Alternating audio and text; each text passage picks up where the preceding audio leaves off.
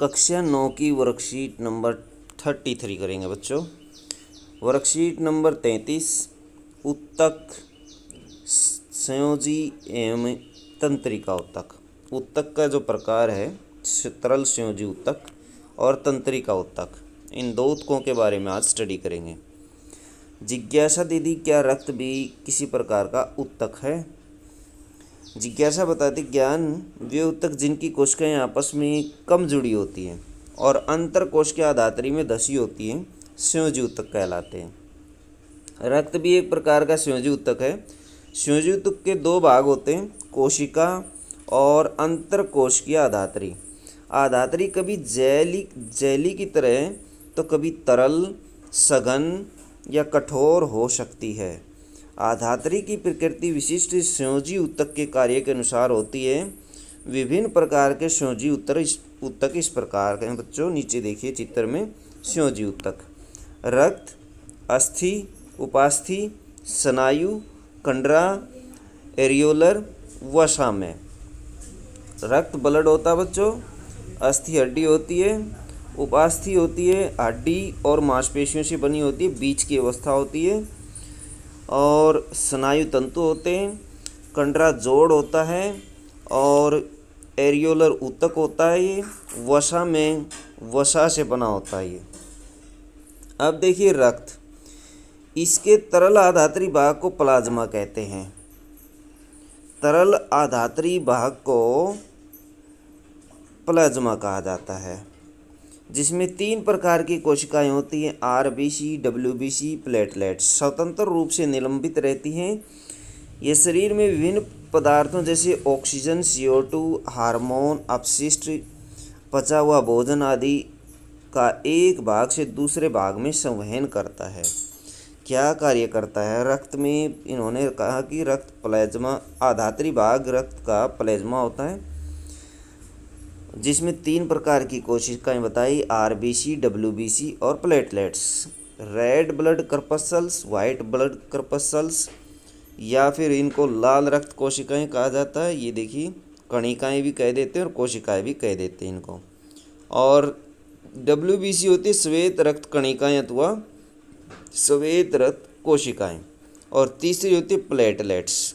तो ये प्लाज्मा, इसमें देखिए 55% जो होता है वो प्लाज्मा होता है और 45% जो होता है वो रक्त होता है शरीर के अंदर। अब देखिए रक्त में कणिकाएं बताई कि 3 प्रकार की होती हैं। उसके बाद ये समान रूप से निलंबित रहती हैं शरीर के अंदर। प्लेटलेट्स जो होती है वो कम ज़्यादा होती रहती हैं। इसी तरह से डब्ल्यूबीसी और आरबीसी की भी संख्या घटती बढ़ती रहती है। आरबीसी का निर्माण जो होता है वो अस्थि मज्जा में होता है और ये रक्त को लाल रंग प्रदान करती हैं। इनकी संख्या घटने से एनीमिया रोग हो जाता है। तो बच्चों डब्ल्यूबीसी सैनिक होती है, शरीर की एक सैनिक की तरह काम करती है। ये ऑक्सीजन, CO2 और हार्मोन्स को एक स्थान से दूसरे स्थान पर ले जाने का कार्य करती हैं। ऑक्सीजन, CO2 और हार्मोन्स अपशिष्ट, पचा हुआ भोजन, ऊर्जा के रूप में पचे हुए भोजन को एक स्थान से दूसरे स्थान पर ले जाने का कार्य करती है। अपशिष्ट पदार्थों को निकालने का कार्य करती है। कौन करता है बच्चों? ये ब्लड करता है। जिज्ञासा दीदी, हम किसी भी उत्तेजना के अनुकूल तुरंत प्रतिक्रिया कैसे कर लेते हैं? ज्ञान, हम जानते हैं कि उत्तेजना के अनुकूल प्रतिक्रिया सजीव का एक लक्षण है। सभी कोशिकाएं उत्तेजना के अनुकूल प्रतिक्रिया करती हैं और शरीर में इन उत्तेजना को शीघ्र एक स्थान से दूसरे स्थान तक पहुंचाने का कार्य एक उत्तक द्वारा होता है, जिसे तंत्रिका उत्तक कहा जाता है। तंत्रिका उत्तक बच्चों, जैसे मान लीजिए ये मोमबत्ती के ऊपर ये उंगली रखी तो तुरंत उंगली पीछे चली जाएगी। क्यों? क्योंकि ये देखिए मेरुरज्जु से जुड़ी हुई है तंत्रिकाएं, और मेरुरज्जु इनको तुरंत संदेश देगा कि इसको पीछे हटा लीजिए। तो ये प्रतिवर्ती क्रिया कहलाती है। ऐसी क्रिया क्या कहलाती है? प्रतिवर्ती क्रिया। ये जो तंत्रिका उत्तक होता है इसके बारे में देखिए। मस्तिष्क, मेरुरज्जु और तंत्रिकाएं सभी तंत्रिका उत्तकों से बनी होती हैं। तंत्रिका उत्तक की इकाई या कोशिकाओं को तंत्रिका कोशिका या न्यूरॉन कहा जाता है। न्यूरॉन की संरचना देखेंगे। तंत्रिका कोशिका या न्यूरॉन की संरचना देखिए। न्यूरॉन के 3 भाग होते हैं, द्रुमिका, कोशिकाएं और तंत्रिकाक्ष अथवा एक्सोन। ये तंत्रिकाक्ष होता है, बीच में जो डंडी सी होती है लंबी, इसको एक्सोन अथवा तंत्रिकाक्ष कहा जाता है। अब देखिए ये वाले हिस्से, आगे वाला हिस्सा देखिए ये क्या है, ये देखिए इसमें इसको कहा जाता है कोशिका काय, यानी दूसरा पार्ट ये है हमारा। इसमें एक केंद्रक होता है और कुछ जैसे शाखाओं की तरह से द्रुमिकाएँ होती हैं, इसके अंदर शाखाएं सी होती हैं।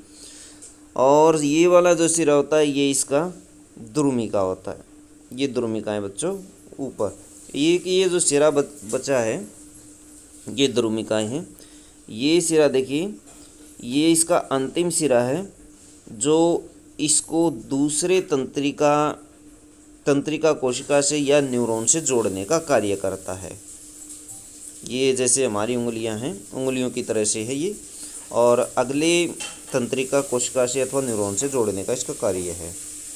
न्यूरॉन कोशिका के कोशिका काय में केंद्रक और कोशिका द्रव्य होते हैं। प्रत्येक न्यूरॉन में एक लंबा प्रवर्ध होता है जिसको एक्सोन कहा जाता है, ये एक्सोन है। और बहुत सारी छोटी शाखाओं वाले प्रवर्ध होते हैं जिन्हें द्रुमिका कहा जाता है, ये द्रुमिकाएँ हैं। बहुत सारे तंत्रिका रेशे संयोजी ऊतक के द्वारा एक साथ मिलकर एक तंत्रिका कोशिका का निर्माण करते हैं, तंत्रिका तंत्र का निर्माण करते हैं। न्यूरॉन का क्या कार्य है? तंत्रिका रेशे से गुजरने वाली संवेदना को तंत्रिका संबंध कहते हैं। किसी न्यूरॉन की द्रुमिका और दूसरे न्यूरॉन का अंतिम सिरा ही संपर्क में रहते हैं, यानी ये तो अंतिम सिरा है और ये द्रुमिका बच्चों, द्रुमिकाएँ इससे जुड़ जाती हैं। ये देखिए द्रुमिकाएँ इसके भी इतने ही सिरे हैं, ये जुड़ जाती किससे? अंतिम सिरे से। किसी न्यूरॉन की द्रुमिका और दूसरे न्यूरॉन का अंतिम सिरा ही संपर्क में रहते हैं और तंत्रिका संबंध को मस्तिष्क तक पहुंचाने का कार्य करते हैं। यह हमें इच्छानुसार अपनी पेशियों को गति करने में भी सहायता करते हैं, मांसपेशियों को गति करने में सहायता करते हैं।